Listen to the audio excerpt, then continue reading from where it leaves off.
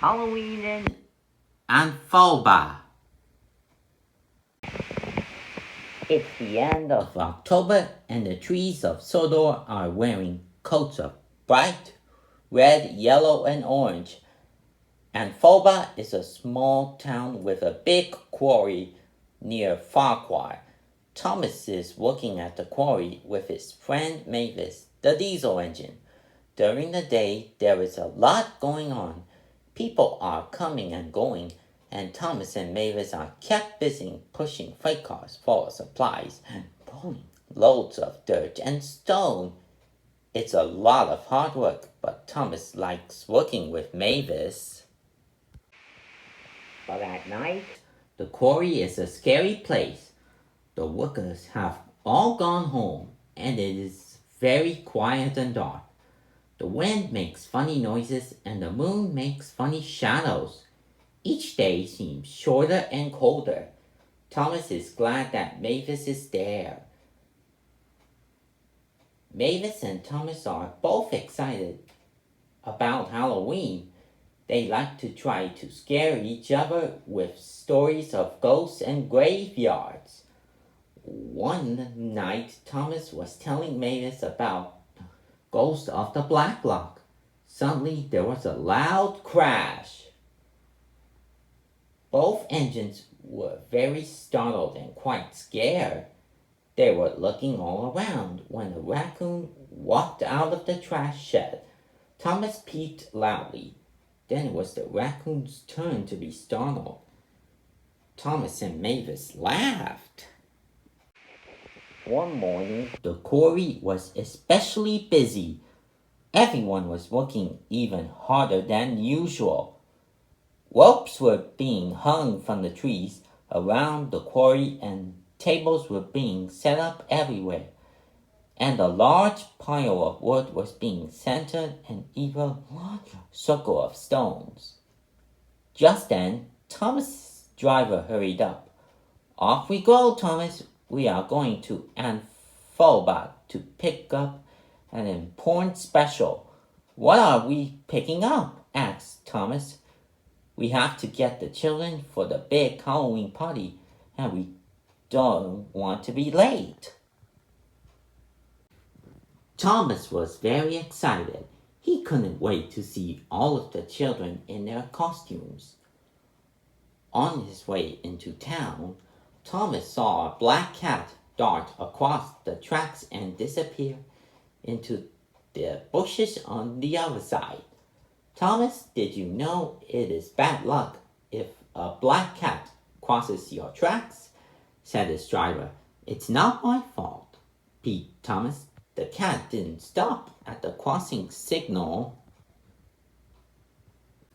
But suddenly, Thomas seemed to be having bad luck. As soon as they pulled into Anopha, Thomas had to stop at a crossing so that Gordon could pass with the express. The train was long and Gordon was going slower than usual. Then Thomas had to stop again because someone had left some bags of leaves on the tracks. As his driver cleared them away, he grumbled. "Some older children think that Halloween is an excuse to do naughty, dangerous things." And when they finally reached the station, Thomas had to stop behind a big pile of hay, and he couldn't see any of the children who were in costume. To make matters worse, Thomas saw the black cat again. "Don't cross my path," Thomas peeped loudly. "I don't need any more bad luck." But his luck did not improve. Although Thomas could hear lots of laughter and voices, he couldn't see anything going on around him. "This is terrible," he complained. "I cannot see a thing." "No time to chat," Thomas answered his driver. "We have to get back to the quarry, and fast." On the way back to the quarry, Thomas had to stop at another signal. This time it was Bertie who went sailing by. Toot toot, slow coach, beeped Bertie. See you there. Thomas was very frustrated. Finally, Thomas chugged into the quarry. As soon as he stopped, children started streaming out of his coaches. They were all in costumes as they rushed past Thomas. No one stopped to say hello or show off what they were wearing. Sorry, Thomas, said his driver. We're a bit late and the children have to hurry to line up for the costume parade. But we are in the perfect spot to see everyone walk by. Sure enough, soon princess and ghosts, goblins and pirates, witches and clowns started walking past. Every costume got a round of applause. Just then, a little girl dressed as a black cat walked by. Oh no, cried Thomas, no more bad luck.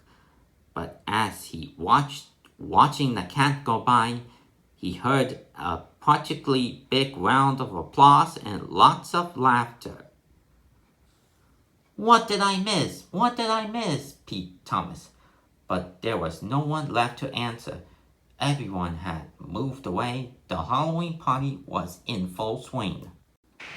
Thomas looked around. There were people in costume everywhere, bobbing for apples, having their faces painted, drawing pictures. Thomas wished that he could bob for apples. He pulled up to Mavis. Mavis, did you see the last costume? I missed it. Mavis laughed. I sure did. And here it comes now. Thomas looked over and peeped in surprise. Coming toward him was a little boy dressed as him. Soon little Thomas was right in front of big Thomas. My name is Thomas, said little Thomas, and you are my favorite engine. And he leaned forward and he gave Thomas a shiny red apple. Thomas peeped loudly. And then it was time to light the bonfire.